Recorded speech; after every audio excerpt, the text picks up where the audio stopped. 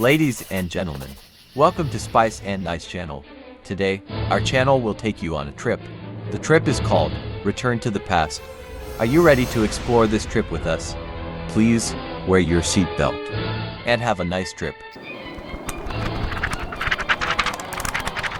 The International Women's Day, commemorated on March 8th each year, originates from social and political movements of women in the late 19th and early 20th centuries. An important event in establishing this day was a protest by women in New York on March 8, 1857, where they opposed poor working conditions and demanded equality. However, this day wasn't officially recognized until after World War II, when the United Nations officially acknowledged and established International Women's Day on March 8, 1977. Since then, it has become an important occasion to honor and raise awareness of the role and contributions of women in society.